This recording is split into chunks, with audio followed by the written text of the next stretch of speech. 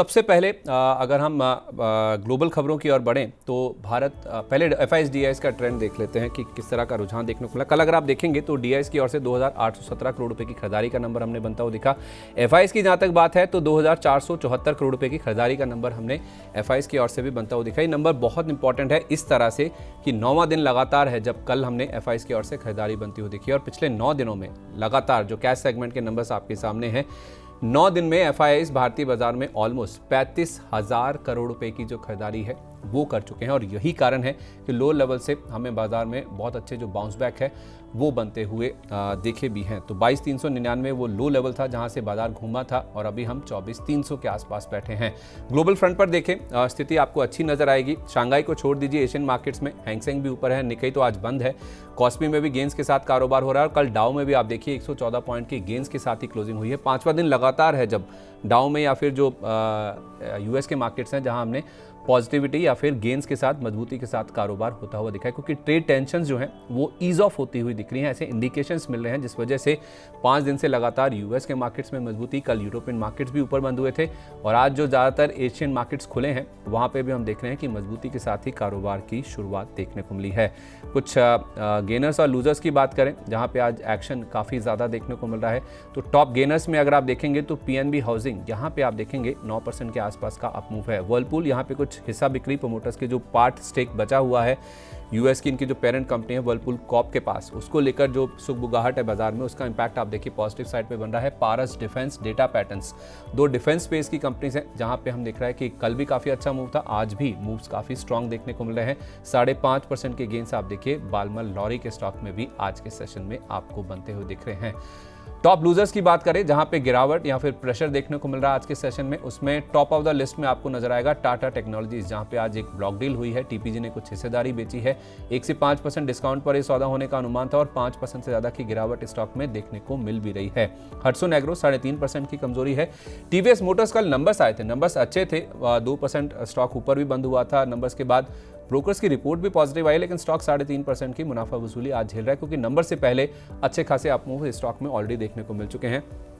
Aurobindo pharma एक fire incident की खबर है जिसका इंपैक्ट हम देखें कि 3% की कमजोरी के रूप में इस स्टॉक में देखने को मिल रहा है। और AWL एग्री बिजनेस जो कि पहले अदानी ग्रुप का पार्ट था, नंबर्स आए हैं, नतीजों के बाद हम देख रहे हैं कि स्टॉक में 3.25% की कमजोरी फिलहाल देखने को मिल रही है। तो ये तो बात होगी गेनर्स और लूजर्स की। अब बात करते हैं कुछ ऐसी खबरों की जिनका बाजार के ऊपर ज़्यादा इम्पैक्ट देखने को मिला। पहले चलते हैं ग्लोबल अपडेट की तरफ। ग्लोबल खबरें किस तरह की जो न्यूज़ फ्लो हैं वो आ रही हैं। देखिए वैसे तो ग्लोबल खबरों की हम बात कर रहे हैं, लेकिन अब जो भारत पाक की टेंशन है उसके ऊपर जो ग्लोबल एक एंट्री है या फिर जो ग्लोबल कंट्रीज़ हैं, जो यूएस की बात करें या फिर जो चाइना हुआ जो कि हमारा नेबर है, वहाँ से भी कुछ सपोर्ट आता है वो दिख रहा है टेंशन कम करने के लिए। अमेरिका ने भी अब पहल की है, तो दोनों देशों को जिम्मेदारी से हल निकालने के लिए यूएस ने जोर दिया है और चीन के जो विदेश मंत्री हैं वो भी इसमें समर्थन करते हुए उतरे हैं कि दोनों को बातचीत से मामला सुलझा लेना चाहिए। इनफैक्ट पाकिस्तान के जो डिफेंस मिनिस्टर हैं उनको ऐसा लगता है कि शायद भारत की ओर से आक्रमण हो जाएगा, भारत की ओर से जंग इनिशिएट की जा सकती है। तो वो तो ये भी कह चुके हैं कि अगर कुछ ऐसा होता है, अपने राइट्स को या फिर अपने एग्जिस्टेंस को अगर उनको खतरा लगा तो पहला कदम जो उनकी ओर से होगा वो इनफैक्ट न्यूक्लियर वेपन्स का इस्तेमाल होगा। तो ये अपने आप में बहुत बड़ी बात है। आज सुबह ही हमने थोड़ी देर पहले खबरें आती हुई देखी कि अलोंग द बॉर्डर्स कुछ इलाके ऐसे हैं भारत पाक सीमा के जहाँ पे कुछ एक्टिविटीज़ इंडियन आर्मी की ओर से भी शुरू की गई हैं और उसी के चलते हमने देखा था जैसे ही वो खबर आई उसके बाद हायर लेवल से बाजार में हमने देखा जो प्रॉफिट बुकिंग है वो काफ़ी तेज़ होती हुई नज़र आई भी थी। अमित सर, ये जो पूरा डेवलपमेंट हो रहा है इस सिनेरियो को पहले तो आप कैसे देख रहे हैं? वॉर को अगर if in case God forbid अगर हो जाती है तो आप कैसे देखते हैं सर, बाजार कैसे रिएक्ट करता है इन सिचुएशंस में? क्योंकि डिफेंस स्टॉक्स तो पॉजिटिवली रिएक्ट कर रहे हैं। दूसरा दिन है जब आज हम देख रहे हैं कि डिफेंस स्टॉक्स में ज़बरदस्त मूव्स ऊपर की ओर देखने को मिल रहे हैं। संदीप, आपने बिल्कुल ठीक कहा। आई थिंक देखिए वॉर जो है वो अपने आप में जो है लोगों के लिए काफी एक बहुत इमोशनल, बहुत सारे लोगों के लिए जो है सेंटिमेंट्स जो हैं उसमें इन्वॉल्व हैं, इमोशंस इन्वॉल्व हैं और जाहिर है मार्केट इन सब चीजों पे रिएक्ट करता है। मगर मैं आपको ये कह सकता हूँ संदीप कि अगर आप हिस्ट्री की तरफ उठाकर देखें तो इंडिया पाकिस्तान के जो स्कर्मिशेस हुए या वॉर्स हुए उस बीच में इंडियन मार्केट्स ने अच्छा किया है। अगर मैं इतिहास की बात करूं तो 99 में जब कारगिल वॉर हो रहा था तो इंडियन मार्केट्स उस समय बहुत अच्छा जो है वो हम रैली देख रहे थे, और वॉर खत्म होने के बाद और भी बड़ी रैली आई थी। और सिमिलरली 2019 में पुलवामा वाला इंसिडेंट हुआ, और उसके बाद जो है वो इंडिया ने बालाकोट पे जो है एक वहां पर जो है एक अपनी एयरफोर्स ने जो है एक हमला किया था। तो उस पूरे एपिसोड में भी बहुत टेंशन्स थे और बहुत सारे इमोशंस इन्वॉल्व थे, मगर वहां पर भी इंडियन मार्केट ने बहुत अच्छा किया था। तो इतिहास के हिसाब से अगर मैं देखूं पिछले 20-25 साल के, तो जरूरी नहीं है कि अगर कोई वॉर होता है तो वो मार्केट के लिए बुरा होगा। हालांकि मेरा बेस भी एक वॉर का नहीं है, मेरा बेस केस जो है वो ये जरूर है कि इंडिया विल रिएक्ट, और इंडिया जो है वहां पे जो टेररिस्ट कैंप्स हैं और जो है वो इंडिया वहां पे रिएक्ट करेगा। मुझे नहीं लगता, अगर एक लिमिटेड वॉर अगर होता है या आप कह सकते हैं कि लिमिटेड इंकर्शंस होते हैं, तो मुझे नहीं लगता कि उससे हमारे मार्केट को कोई बहुत ज्यादा वो नेगेटिव रहेगा हमारे मार्केट के लिए। तो और रही बात डिफेंस की, तो वो हाँ, तो पिछले कुछ समय से बढ़ रहे हैं। बट आई थिंक एक एक लेवल अब उनका अब आ गया है, और वो काफी तीव्रता से जो है वो बढ़ चुके हैं पिछले कुछ दिनों में और हफ्तों में। सो मैं वहां पे हम लोग बहुत ज्यादा बुलिश थे आज से तकरीबन 1.5 महीना पहले। जी। अब हम जो है वहां पे उतने ज्यादा बुलिश नहीं हैं, और रादर वहां पे भी हम काफी अग्रेसिवली प्रॉफिट बुकिंग कर रहे हैं। ठीक है, मतलब जिनके पास हैं आप यही सजेस्ट करेंगे कि हायर लेवल्स पे कुछ परसेंटेज पॉइंट्स का अगर बाउंस मिलता है तो धीरे धीरे ग्रेजुअली मुनाफा वसूली कर लेनी चाहिए।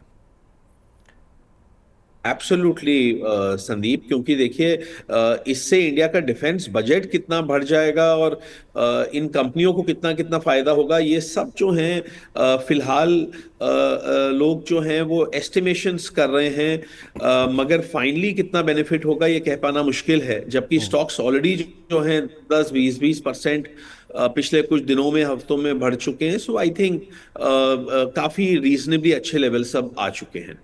ओके, ठीक है, परफेक्ट है। ये बात हो गई इंडिया पाक टेंशन की।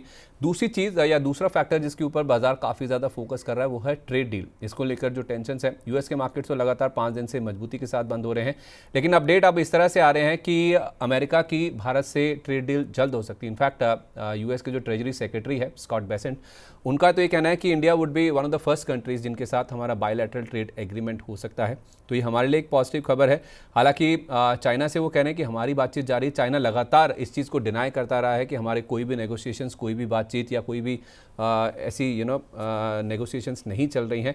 लेकिन हाँ, अमेरिका ये ज़रूर कह रहा है कि चीन को हमसे ज़्यादा माल खरीदना होगा, यानी कि जो ओनर्स है या फिर जो जिम्मेदारी हब है वो चाइना के ऊपर ज़्यादा है, क्योंकि अगर ट्रेड टेंशन्स डी एस्केलेट करनी है तो चाइना को अब मूव लेना होगा। अमेरिका जो कर सकता था वो कर चुका है। तो एक तरह से देखा जाए, अमेरिका अब दबाव चाइना के ऊपर बना रहा है कि चाइना की ओर से इनिशिएशन नहीं हो रहा है, ज़्यादा माल खरीदना पड़ेगा, ज़्यादा उनको अपनी तरफ से कदम उठाने होंगे। अब अमेरिका की ओर से ऐसे जो दबाव है वो चाइना के ऊपर बनाए जा रहे हैं। सर, ये जो पूरा ट्रेड टेंशन है उसको तो बाजार मान के चल रहा है कि ईज ऑफ हुआ है, लेकिन चाइना इस पूरी घटनाक्रम में अगर आप देखेंगे 2016 से 2020 वाला जो फेज था उससे अगर हम कंपेयर करें तो इस बार China has been very tough on its stands.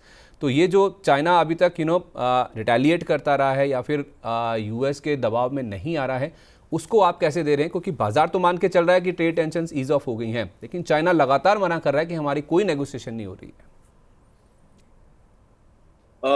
देखिए संदीप, जहां तक trade tensions with rest of the world apart from China की बात है, तो वहां पे तो डेफिनेटली जो है वो ईज ऑफ हुआ है। और यूएस का फोकस कहीं ना कहीं चाइना पे है, कि भाई क्योंकि China is one country which is standing up to US, जबकि ज्यादातर बाकी कंट्रीज जो हैं वो बातचीत कर रहे हैं, नेगोशिएशंस कर रहे हैं, और उतना ज्यादा बेलिग्रेंट या उतना ज्यादा जो है वो रिजिड स्टांस बाकी कंट्रीज नहीं ले रही हैं। तो इस वजह से जो है कहीं ना कहीं अब यूएस का जो सारा जो नेगेटिव फोकस है वो चाइना पे आ गया है, कि भाई हमें हम चाइना के सामने नहीं झुकेंगे, अगर चाइना हमारे सामने नहीं झुक रहा है तो हम भी नहीं झुकेंगे। तो इसके वजह से ये हुआ है कि रेस्ट ऑफ द वर्ल्ड के लिए कुछ टेलविंड्स हैं। अब जैसे इंडिया के लिए आपने जो है एप्पल की अनाउंसमेंट्स जो हैं हम सब लोगों ने देखी हैं। जी। पहले उन्होंने कहा था कि इंडिया का शेयर बढ़ा रहे हैं, फिर उन्होंने कहा कि भाई जितने भी यूएस में आईफोन बिकेंगे वो हम इंडिया में बनाएंगे। तो कहीं ना कहीं जो है इस सबका फायदा जो है वो इंडिया को हो रहा है। मैं ये तो नहीं कहूंगा कि ये कोई अनमिटिगेटेड कोई इंडिया के लिए कोई बहुत बड़ी ब्लेसिंग है, क्योंकि यहाँ पे भी बहुत सारे पहलू हैं। मगर मैं ये समझता हूँ कि out of most major economies and countries India is somewhat better off, क्योंकि हमारी डोमेस्टिक स्टोरी बहुत बड़ी है। हमारी एक्सपोर्ट इंपोर्ट इन गुड्स उतना बड़ा नहीं है। हमारा एक्सपोर्ट सर्विसेज बहुत बड़ा है, जो कि ये सारे टैरिफ टेंशन्स के स्कोप से फिलहाल बिल्कुल बाहर है। सो आई थिंक इंडिया एक काइंड ऑफ स्वीट स्पॉट में है, और यही वजह है कि इंडिया जो है अपने इस साल के हाईएस्ट लेवल्स पे ट्रेड कर रही है। इंडियन मार्केट्स इस समय वर्ल्ड में कोई भी और मार्केट नहीं है, मेजर मार्केट, जो अपने इस कैलेंडर ईयर 2025 के हाईएस्ट लेवल्स पे ट्रेड कर रही हो। India is one of those markets. तो कहीं ना कहीं ये चीज डिस्काउंटेड है। एंड रही बात कि अब ट्रेड टेंशन्स का क्या होगा, सो आई थिंक ये सिर्फ एक रिलीफ मिला है। मैं नहीं मान के चल रहा हूँ कि ये कोई परमानेंट जो है ये चीजें हैं, क्योंकि जुलाई में दोबारा से वो 90 डे डेडलाइन पूरी हो रही है। जी। तब तक कई कंट्रीज के साथ एग्रीमेंट हो जाएंगे होपफुली, या फिर ये हो सकता है कि एग्रीमेंट अगर तब तक नहीं भी हुए तो वो 90 डे डेडलाइन को फर्दर एक्सटेंड कर दिया जाएगा। तो मैं समझता हूं कि except for China rest of the world is in a relatively a better place. China का जो है वो ऑब्वियसली जो है वील हैव टू सी कि कैसे चीजें पैन आउट करती हैं। But rest of the world is I think okay. And US भी जो है वो एक रिलीफ रैली तो आई है, बट मेरा ऐसा मानना है कि US is headed for a recession over the next few quarters. तो ये in some sense this is a temporary relief rally in US and in most parts of the world, magar it may have more legs in the next few days and weeks before things start going down again. Sir बहुत सारे sectors हैं जो कि इससे जुड़े हुए हैं, चाहे आप टेक्सटाइल की बात करें, चाहे आप मेटल की बात करें, ऑटोज़ की बात करें। फिर उन स्टॉक्स को लेकर जो जो आपका व्यू है उसको ध्यान में रखते हुए किस तरह से रणनीति बनानी चाहिए? यू आर राइट संदीप, ये सभी स्टॉक्स ये टैरिफ वॉर से बहुत ज़्यादा क्लोजली जुड़े हुए हैं। तो मैं समझता हूँ कि स्टील स्टॉक्स में काफ़ी हमने, मेटल स्टॉक्स में हमने काफ़ी एक अच्छी तेज़ी देखी है पिछले 2 महीनों में। एंड कहीं ना कहीं जो है हम मेटल स्टॉक्स पे बुलिश नहीं है।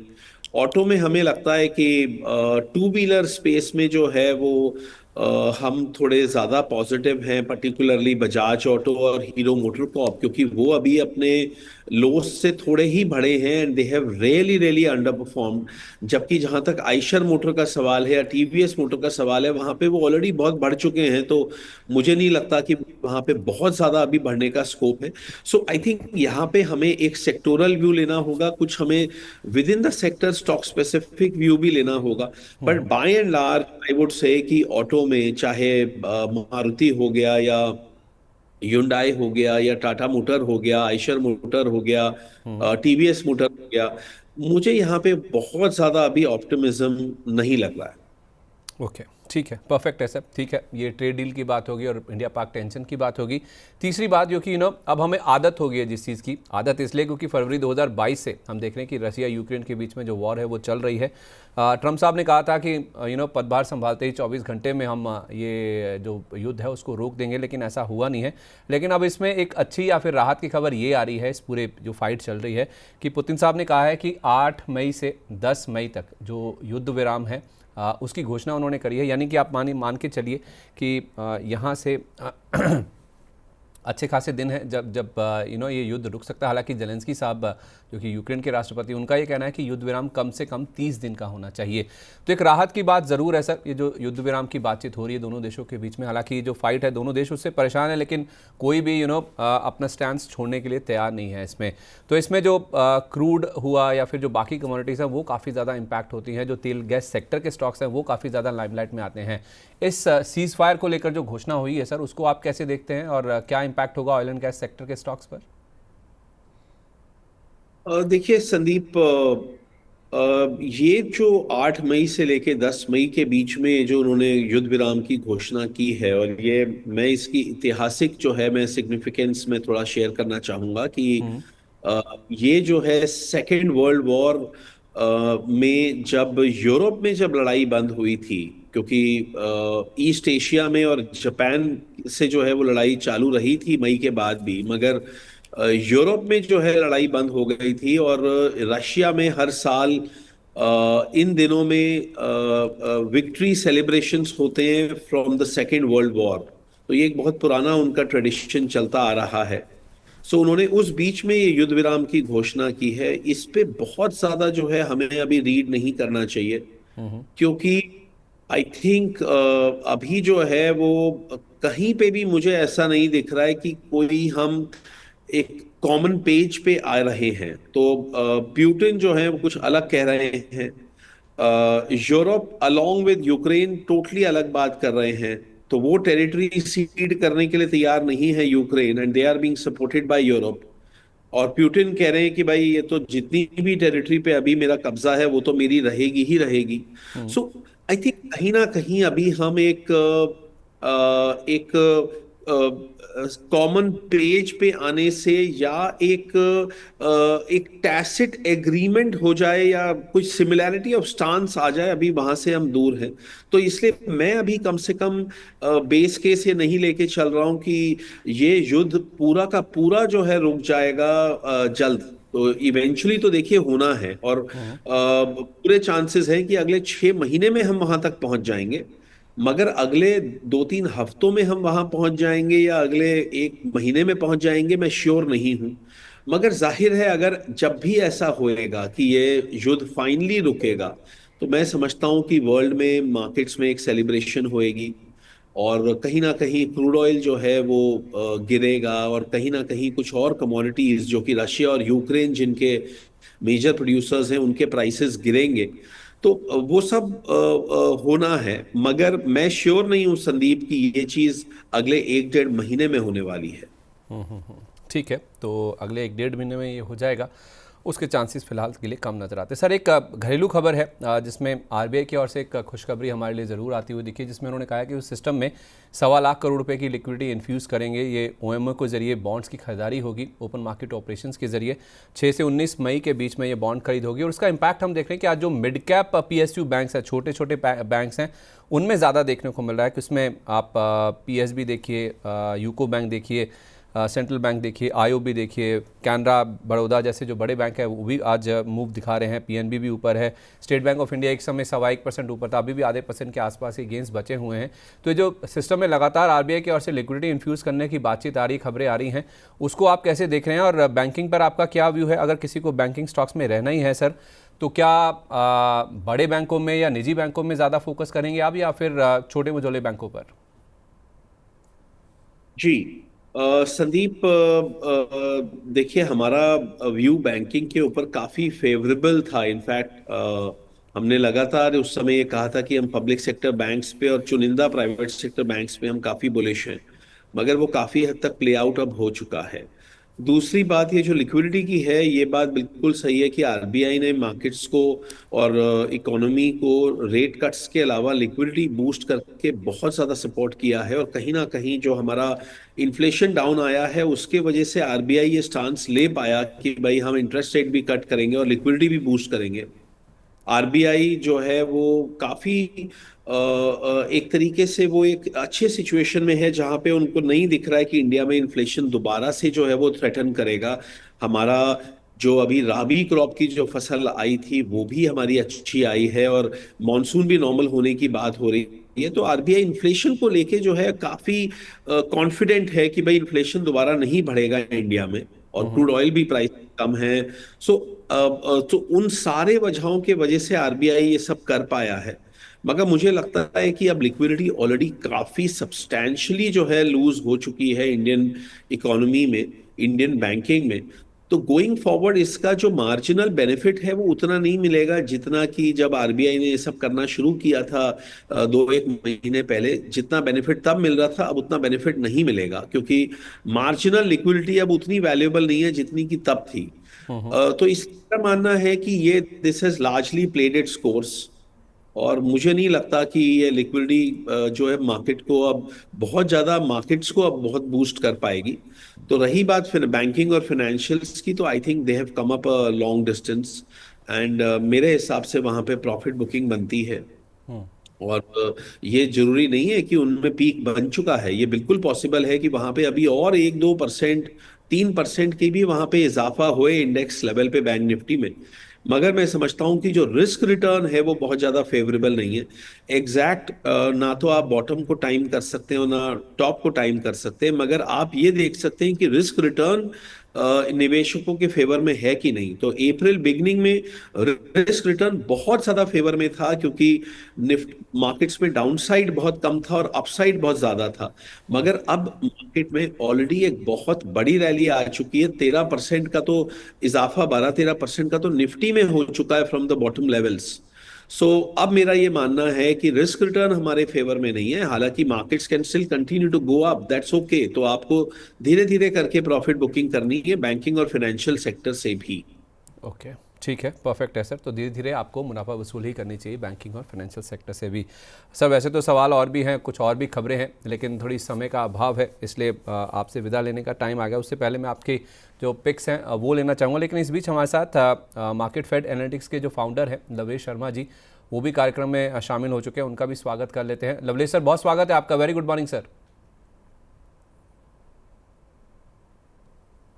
धन्यवाद संदीप जी, बहुत बहुत धन्यवाद। सर मैं आपके पास आ रहा हूँ। लवलेश सर, मैं ज़रा अमित जी से पिक्स ले लूँ उनके, फिर मैं आपके पास आता हूँ। बहुत सारी खबरें आपसे डिस्कस करनी है।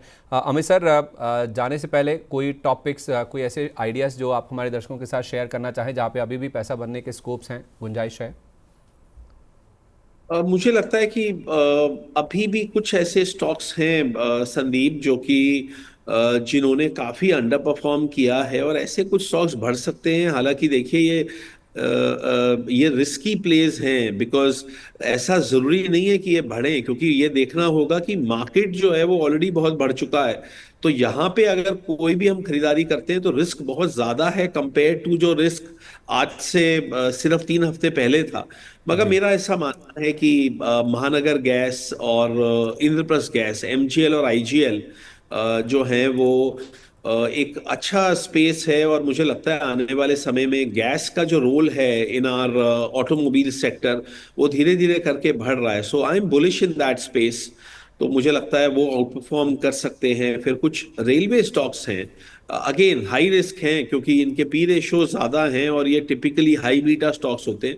मगर मुझे लगता है कि जैसे टीटागढ़ वैगन्स है, वो अभी भी जो है उसने काफी अंडर परफॉर्म किया है, तो मुझे लगता है वहां पे एक राइस आने का चांस है। स्टर्लिंग विल्सन है, जो कि जिसके रिजल्ट्स भी बड़े अच्छे आए हैं, मगर स्टॉक जो है अभी बहुत अच्छा नहीं कर रहा है। टाटा पावर है। तो ये कुछ ऐसे स्टॉक्स हैं जो कि मुझे लगता है कि अभी और फर्दर टेलविंड्स हो सकते हैं। मगर मैं जरूर कहना चाहूंगा कि चूंकि मार्केट के ओवरऑल लेवल पे यहाँ पे रिस्क मार्केट में अब बढ़ चुका है, तो मैं बहुत ज्यादा श्योर नहीं हूं, but the stock still may outperform the rest of the market. ठीक है, तो IGL, MGL, Titagarh wagon, Sterling and Wilson और टाटा पावर, इन स्टॉक्स में आप चाहें तो अभी भी पैसा लगा सकते हैं, जहां पे गुंजाइश है अभी भी मार्केट्स में पैसा बनने की। बहुत धन्यवाद अमित सर, अपना कीमती समय आज हमारे साथ शेयर करने के लिए। कोई डिस्क्लोजर सर, जितने भी स्टॉक्स को लेकर बातचीत हुई है उनको लेकर?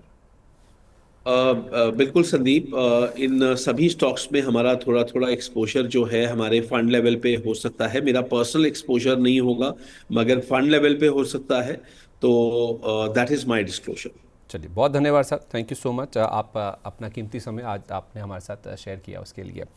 तो बहुत बहुत अब तो अब हमारे साथ लवलेश सर हैं, मौजूद हैं। लवलेश सर, इससे पहले कि मैं स्टॉक स्पेसिफिक बातचीत करूं, मार्केट्स को लेकर आपका क्या व्यू है सर? आज हम गैप अप खुले थे, हायर लेवल्स पे हमने प्रॉफिट बुकिंग भी देखी, सस्टेन नहीं कर पा रहे हैं। क्या ये जो इंडिया पाक बॉर्डर पे टेंशन्स बढ़ रही हैं उसका इम्पैक्ट है, या कुछ और मुनाफा वसूली हो रही है? सिंपल। अभी मेरे ख्याल से देखिए, बहुत अच्छा क्वेश्चन है। आई थिंक बहुत सारी चीजें यहाँ पर प्ले हो रही हैं। पहली बात तो हम एक ग्लोबल ऑलरेडी एरा में थे जहाँ पे जियोपॉलिटिकल वॉर चल रहा था, रशिया यूक्रेन का चल रहा था और डायनामिक्स एकदम चेंज हुए यूएस की तरफ से। अब जो वो हो रहा है it's change of basically play ground. पहले जो वेस्ट या यूरोप में आप बोल सकते हो रहा था, अब वो प्ले ग्राउंड डिफरेंट हो गया। हो सकता है कि एक रिपीटेड आर्गुमेंट से टेंशन हो इंडिया एंड पाकिस्तान का, एंड मार्केट उसको कहीं ना कहीं डिस्काउंट कर रहा है। मैं यहाँ पर एक जरूर पर्सपेक्टिव दूंगा कि अगर हम देखें तो ये जो शुरुआत हुई थी यूक्रेन और रशिया की, तब मार्केट कहीं ना कहीं एक काफी स्ट्रॉन्ग बॉटम बनाकर अच्छी रैली की थी। मार्केट में बूम बस्ट स्पेसिफिकली वॉर जैसे, या 2017 18 16 में भी हम जाए तो नॉर्थ कोरिया यूएस का, तो ऐसे जब इवेंट रहते हैं आपको एक काफी लॉन्ग टर्म बॉटम दिखता है मार्केट में। और अभी भी हमने देखा है कि मार्केट की अच्छा एक तेजी आई है। ऑब्वियसली मार्केट लो वोलैटिलिटी एनवायरनमेंट में है, अर्निंग्स आ रही है, सेक्टर रोटेशन हो रहा है, एकदम से मार्केट में अच्छी खासी तेजी आई है। तो जैसा भी मेरे सहयोगी भी यही बोल रहे थे कि रिस्क रिवॉर्ड फेवरेबल नहीं है, कुछ अच्छा रिटर्न आ गया है। तो आई थिंक यहाँ पर थोड़ा सा आई गेस कंसोलिडेशन होगा, मार्केट कहीं ना कहीं 24,550 24,000 के लेवल्स के बीच में कंसोलिडेट करेगा। बैंक निफ्टी ने भी एकदम से स्ट्रेस दिया है टू डबल डिजिट रिटर्न, उसने भी देखे। उसमें मेरे ख्याल से आप बोल सकते हैं ओवर ड्यू कंसोलिडेशन हमको देखने को मिलेगा। और बैंक निफ्टी भी मेरा मानना है कि ऊपर में 56,000 56,100 एक स्ट्रॉन्ग रेजिस्टेंस है, और नीचे में 54,700 एक अच्छा सपोर्ट है। तो ये ओवर ड्यू कंसोलिडेशन है और अच्छा भी है, वीक मनी थोड़ा सा बाहर होगा। और आई गेस यहाँ से हमको वापस से अप ट्रेंड देखने को मिल सकता है, बट वो कब आएगा ये नहीं बोल सकते। पर हाँ, एक कंसोलिडेशन ड्यू है, उसके बाद ही नेक्स्ट रैली आएगी। ओके, कंसोलिडेशन का दौर मार्केट में आना भी चाहिए। जिस तरह के मूव्स हमने मार्केट में बनते हुए देखे हैं, उसके बाद हो सकता है फिर से एक अप मूव आता हुआ देखे, लेकिन फिलहाल के लिए एक कंसोलिडेशन ज़रूर मार्केट के लिए इंपॉर्टेंट है। टाटा टेक्नोलॉजी से स्टॉक है सर, जिसमें आज ब्लॉक डील होनी थी। कल शाम को ही खबर आ गई थी, टीपीजी की ओर से कुछ 3.89% स्टेक बेचने की खबरें थी। 1,094 करोड़ रुपए की ये डील है, जिसके बाद ये शेयर आज 5% गिरता हुआ दिखा है। तो टाटा टेक्नोलॉजीज़ को लेकर सर आपका क्या व्यू है? अमूमन हम देखते हैं कि डिप जब आता है ब्लॉक डील के बाद तो स्टॉक्स में रिकवरी होती है, लेकिन ये स्टॉक अभी भी रिकवरी के कोई साइंस नहीं दिखा रहा है। क्या उम्मीद करके चले टाटा टेक में खरीदारी करने का मौका है आज के डिप के बाद? ये इसमें संदीप जी और डिप मेरे ख्याल से और गिरावट आ चुकी है। 605 तक का स्टॉक देखा हुआ है जब से लिस्ट हुआ है स्टॉक। सेंटिमेंट के बेस पे ऑब्वियसली एक अच्छा उसको रिस्पांस मिला था लिस्टिंग का, बट स्टॉक में कंटिन्यूसली करेक्शन ही देख रहे हैं। और तब से कभी ऐसा नहीं हुआ है कि ये अपने लॉन्ग टर्म या शॉर्ट टर्म मूविंग एवरेज के भी ऊपर सस्टेन कर पाए हो ज्यादा दिन तक। आज तो खैर ब्लॉक डील हुई है। Usually very high volume day एक तरह से मैं बोल सकता हूँ कि क्लाइमेक्स का काम करते हैं। जिस दिन लिस्ट हुआ था अमूमन उसी दिन इतनी वॉल्यूम थी स्टॉक में, और एक वो अच्छा खासा टॉप बना था। जब भी स्टॉक में एक अच्छी वॉल्यूम आई है, जैसे अगर मैं बात करूं तो अगस्त 2024 में, तब भी स्टॉक में 1120 तक की तेजी आई, एंड देन उसने करेक्शन फिर भी जो बेरिश था वही रखा। मेरे ख्याल से ये डिप आई डोंट थिंक कि यहाँ पर निवेशकों को एक अपॉर्चुनिटी मिली है कि यहाँ पर और खरीद सकते हैं। मेरे ख्याल से इसको अभी फिलहाल हम अवॉइड की कैटेगरी में रखेंगे। हमको एक एविडेंस चाहिए रहेगा कि स्टॉक में एक बॉटम बन चुका है। आई थिंक वो एविडेंस 740 से 735 का जो लेवल है, अगर वो ये ब्रेक करता है तो हमको एक कंफर्मेशन होगा कि हाँ इसमें एक शॉर्ट टर्म बॉटम बन चुका है। स्टॉक 740 के बाद नो वरीज 950 960 तक जाएगा। तो 740 के ऊपर अच्छा है, पर फिलहाल मैं अवॉइड की सलाह दूं। ठीक है, फिलहाल के लिए अवॉइड कीजिए। इंपॉर्टेंट लेवल है, रेजिस्टेंस का वो पार हो जाए और एक बेस फॉर्मेशन का कंफर्मेशन आ जाए, उसके बाद ज़रूर आप यहाँ पे खरीदारी करके चल सकते हैं। कुछ नतीजे हैं सर जो कि कल बाज़ार बंद होने के बाद आए हैं। उसमें अदानी टोटल गैस ये पहला नतीजा है जो कि आपके सामने हम लाना चाहेंगे। और इसमें हमने देखा है सर, जो इनके नतीजे आए हैं उसमें जो रेवेन्यू है वो 38% बढ़ता हुआ दिखा है, 2,666 करोड़ का नंबर आया है। मुनाफे की बात करें तो यहाँ पे 10% के आसपास की ग्रोथ देखने को मिली है। तो अगर आप अदानी टोटल के नंबर्स दिखा पाएँ, ये अदानी ग्रीन्स के नंबर हैं, तो अगर आप अदानी टोटल के नंबर पहले दिखा पाएँ तो अदानी ग्रीन के जो रेवेन्यूज़ हैं वो उसमें 16% का जंप हमने दिखा, 1453 करोड़ का नंबर है। और मुनाफे में अगर आप देखेंगे तो 8% का हमने ड्रॉप देखा है। सर अदानी टोटल इस स्टॉक में हमने देखा है कि पूरे अदानी ग्रुप की अगर हम बात करें तो ये स्टॉक ज़्यादातर एक्सपर्ट्स के रडार पे नहीं रहता है, क्योंकि चार्ट पैटर्न्स इसके कमज़ोर है और नंबर्स भी कुछ इतने प्रॉमिसिंग नहीं आए हैं। आपने कैसे रीड किया है नंबर्स को और क्या राय दे रहे हैं स्टॉक को लेकर? बिल्कुल, देखिए अदानी ग्रीन हो या अदानी टोटल, आई बिलीव यहाँ पर एक जो फैक्ट प्ले आउट होता है कि काफी कुछ वोलैटिलिटी बेस्ड रहता है। 2 से 3 दिन की रैली आती है स्टॉक में, वॉल्यूम पंप होता है एंड देन साइडवेज हो जाता है। तो यहाँ पे मैं अदानी टोटल पे जरूर सलाह दूंगा कि फिलहाल देखिए जो भी रिजल्ट आया है कुछ ना कुछ जैसा आपने बताया आउट परफॉर्मेंस नहीं है। I think stock still consolidate कर रहा है, ऐसा कोई इसमें सिग्नल भी नहीं हमको मिल रहा है, या ट्रेंड के हिसाब से जो मॉडल नहीं बता रहा है कि यहाँ पर ट्रेंड काफी कुछ बदल चुका है। जो इसका ट्रेंड मेरे ख्याल से पिछले 4 या 5 साल से चला आ रहा है, 2022 2021 लेट से जब से ये गिरना शुरू हुआ है, मेरे ख्याल से वो चेंज नहीं हुआ है। एक शॉर्ट टर्म मोमेंटम बन सकता है, पर वो यूजली आपको एक fear of missing out create करता है कि कहीं अपॉर्चुनिटी तो छूट नहीं जानी। मुझे नहीं लगता कि यहाँ पे कोई भी अपॉर्चुनिटी जो हम छोड़ रहे हैं, तो इस शेयर को फिलहाल हम अवॉइड करें या इसमें निवेश करने से बचे, वो भी लंबे नजरिए के लिए, तो मेरे ख्याल से बेटर रहेगा। तो इसको मैं अवॉइड की कैटेगरी में रखूंगा। और दूसरे काफी अच्छे स्टॉक से, जैसे अभी SW सोलर की बात करी, अगर सोलर या स्पेस में देखना है, एनर्जीज में काफी दूसरे अच्छे स्टॉक से जो परफॉर्म कर रहे हैं, तो ये स्टॉक फिलहाल मैं अवॉइड की कैटेगरी में रखूंगा। ठीक है, इसी स्पेस में अदानी ग्रीन भी है और अदानी विल्मर, जिसे हम AWL एग्री के नाम से जानते हैं, अब ये इनफैक्ट अदानी ग्रुप की कंपनी नहीं रही। इनके रिजल्ट्स अगर आप देखेंगे तो रेवेन्यूज़ में हमने देखा 38% का जंप था, मुनाफा भी 14% बढ़ा है। लेकिन सर इस कंपनी के लिए, अदानी विल्मर के लिए या AWL एग्री के लिए दिक्कत है इनके मार्जिन्स। 2.7% का जो मार्जिन था वो घटकर आ गया 2.5% का, तो बहुत ही कम मार्जिन पर, थिन मार्जिन पर ये कंपनी ऑपरेट करती है। इस बिजनेस में क्या आपके इंटरेस्ट होंगे या फिर अपने क्लाइंट्स को आप पैसा लगाने की सलाह देंगे? जी नहीं, बिल्कुल नहीं। मेरे ख्याल से दूसरे अच्छे गोदरेज के शेयर है जो एग्री स्पेस में हमको देते हैं। स्टॉक ने ऑलमोस्ट 2024 पूरा सेम मार्जिन ही रखा है, 2.15% की मार्जिन पे प्ले करा है। 324 में भी देखे तो 2.4% है। दूसरी बार इसके अगर आप प्राइस स्ट्रक्चर में देखें तो ये सेम उसी प्राइस पे अदानी विल्मर जो जहां पर ये लिस्ट हुआ था, नो वरीज, एक मसल मेमोरी रहती है, एक रीसेंसी बायस रहता है कि लोगों को यहाँ पर निवेशकों को लगेगा 236 पे जब ये लिस्ट हुआ था तो वापस से 880 तक जा सकता है। तो ऐसा तो फिलहाल मेरे ख्याल से नहीं होगा, क्योंकि स्टॉक काफी कुछ एक कंसोलिडेशन से गुजर रहा है। आई थिंक स्टॉक अभी भी एक जोन में बना रहेगा, ऊपर में 280 से 285 ऐसे लेवल से जहां पर हमको बिकवाली देखने को मिल सकती है।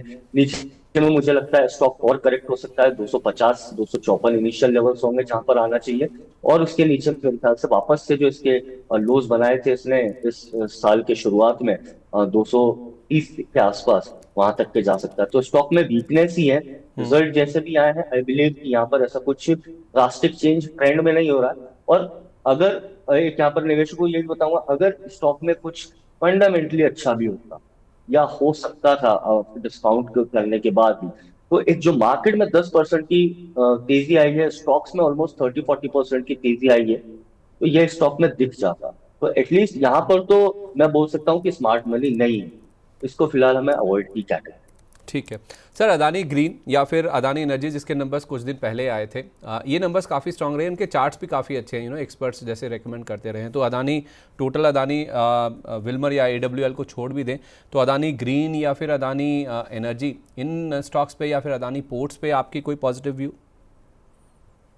आई थिंक मैं एक स्टॉक में जरूर उसमें दूंगा, अदानी पावर जो है वो अच्छा। आप रेडार पर रख सकते हैं, क्योंकि स्टॉक उसके स्पेस का काफी अच्छा प्लेयर भी है। At the same time stock में जो एक कंटिन्यूस अपवर्ड ट्रेंड है as compared to Adani energy, energy solution या ATGL, या फिर आप बोल सकते हैं AWL, ये स्टॉक में एक्चुअली तेजी बनी हुई है। क्यों? एक कंसोलिडेशन होता है, एक अपवर्ड मोमेंटम बने रहता है, और उसके बाद फिर नए उच्चतर स्तर पर जाता है। और ये पैटर्न 2018 से स्टॉक ने एक 70-75 के आसपास टॉप बनाया, फिर नया टॉप 182 के आसपास बनाया, फिर उसको ब्रेक करा 445, और अब रिसेंट 930 का। अच्छी बात ये कि अपने प्रीवियस जो टॉप्स है जहां पर इसका बाइंग मोमेंटम मिलता है वो सस्टेन करता है। तो अगर आप अदानी पावर देखें तो 468 470 तब आसपास काफी अच्छा एक बेस फॉर्मेशन करा है, राउंडिंग बेस फॉर्मेशन है।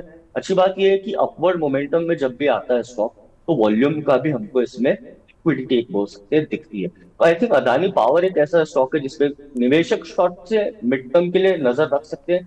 एक बार स्टॉक और ऊपर 590 का लेवल तोड़ता है तो मेरे ख्याल से ये फिर से इसके उच्चतम स्तर 800-850 के आसपास जा सकता है। तो रिस्क रिवॉर्ड और एक नजरिए के हिसाब से मैं अदानी पावर जरूर आपको बोलूंगा कि रडार पर रखें, इसमें अच्छी अपॉर्चुनिटी बात सकती है।